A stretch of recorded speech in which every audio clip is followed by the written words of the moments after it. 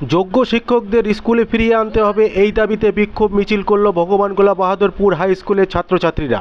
এদিন বেলা 1টার সময় ভগবান গোলাপ বাহাদুরপুর হাই স্কুলের ছাত্রছাত্রীরা মিলে যোগ্য শিক্ষকদের ফিরিয়ে আনতে হবে এই দাবিতে প্রতিবাদ এবং মিছিল পদযাত্রা করল ছাত্রছাত্রীরা।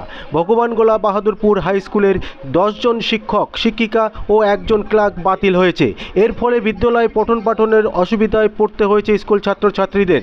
তাদের একটাই দাবি, যোগ্য শিক্ষক ও শিক্ষিকাদের অবিলম্বে ফিরিয়ে আনতে হবে স্কুলে। আপনারা দেখছেন নিউজ নদিয়া এক্সপ্রেস। চ্যানেলটিকে সাবস্ক্রাইব, লাইক, শেয়ার এবং ফেসবুক পেজটি ফলো করুন আর দেখতে থাকুন নিউজ নদিয়া এক্সপ্রেস। শুনে নেব ছাত্রছাত্রী এবং মাস্টারমশাইরা কি বলেন। স্কুলের শিক্ষা ব্যবস্থায় অনেক ক্ষতি হচ্ছে এবং আমাদের স্কুলের পঠন ক্ষতি হচ্ছে এবং আমাদের স্কুলের প্রায় 7 জন সায়েন্স বিভাগের শিক্ষক এবং আর্টস বিভাগের শিক্ষক বরখাস্ত হয়েছে। তার জন্য আমাদের পড়াশোনার অনেক ক্ষতি হচ্ছে। তার জন্য আমরা রাস্তায় নেমে প্রতিবাদ করছি এবং সরকার এবং আইনের কাছে আমরা সাহায্য চাইছি।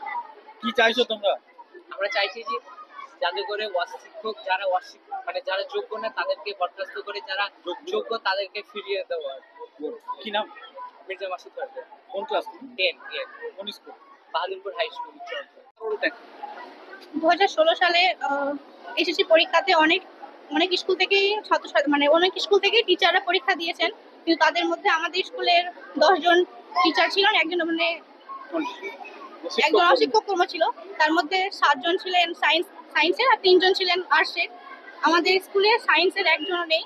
তো আমাদের সামনে পরীক্ষা আছে, তো কি পরীক্ষায় লিখবো এরকম পড়াশোনা কিছু হচ্ছে না। সামনে মাধ্যমিকও আছে, কি করবো বুঝতে পারছি না। তো সেই কারণে আমাদের দাবি যে স্কুলে সব যারা শিক্ষক যারা সায়েন্স আর্টস যারা তাদেরকে ফিরিয়ে দেওয়ার। অনেক স্কুলে দেখা যাচ্ছে ছাত্রছাত্রীর ভবিষ্যৎ চিন্তা ভাবনা করে অনেকে বাতিল হয়েছে, তা সত্ত্বেও ক্লাস নিচ্ছে। এমনটা কি তোমাদের স্কুলে আছে? এরকম শিক্ষক আছে চাকরি চলে যাওয়ার পরেও হতে পারে? আশা করি আমাদেরও হতে পারে। যদি চাকরি ফিরিয়ে না দেওয়া হয় তাহলে কি বৃহত্তর আন্দোলনের নামতে বাধ্য হবে? অবশ্যই। সুমাইয়া খাতুন। স্কুলে দেখা গেল ছাত্রছাত্রীরা রাস্তাতে বিক্ষোভ সমাবেশ করল, কি কারণে? গত 3 তারিখ সুপ্রিম কোর্টের রায়ের কারণে আমাদের বিদ্যালয়ের 11 জন আমাদের সহকর্মী চাকরি থেকে বাতিল হয়েছে। তাই স্বাভাবিকভাবেই আমাদের বিদ্যালয়ে পঠন পাঠনের ভীষণভাবে অসুবিধা হচ্ছে এবং পঠন পাঠন না হওয়ার কারণে ছাত্রছাত্রীরা ক্ষতিগ্রস্ত হচ্ছে এবং সেই সমস্ত সহকর্মীদের উপরে আমাদের বিদ্যালয়ে ছাত্রছাত্রীদের যে ভালোবাসা, সেই ভালোবাসার টানে এবং তাদের পড়াশোনা ক্ষতি হচ্ছে, তার ক্ষতি যে পূরণ কে করবে তার প্রশ্ন তাদের মধ্যে জেগেছে। সেই প্রশ্নের উত্তর খোঁজার জন্যেই আজকে ছাত্রছাত্রীরা স্বতঃস্ফূর্তভাবে তারা পদযাত্রার আয়োজন করেছিল এবং তাতে আমাদের শিক্ষক শিক্ষিকারা তাদেরকে সহযোগিতা করেছে। এই যে পদযাত্রা একেবারে স্বতঃস্ফূর্তভাবে ছাত্রছাত্রীদের মধ্যে থেকেই উঠে এসেছে। ছাত্রছাত্রীদের মনে একটা প্রশ্ন উঠছে, তারা দেখতে পেলেন লেখা যে যোগ্য অযোগ্য, এই বিষয়টা কি বোঝাতে চাইছে?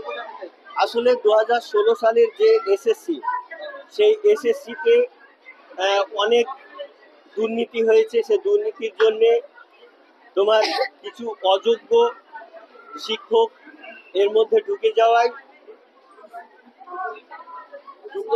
যোগ্যরা বাতিল হয়েছে এবং সুপ্রিম কোর্টে যোগ্য এবং অযোগ্য এদের যাতে পৃথকীকরণ করা হয় তার জন্যেই ছাত্রছাত্রীরা তাদের প্ল্যাকার্ডে যোগ্য শিক্ষকদের ফিরিয়ে আনার দাবি জানিয়েছে। আপনাদের স্কুলে কজন শিক্ষক বাতিল হয়েছে?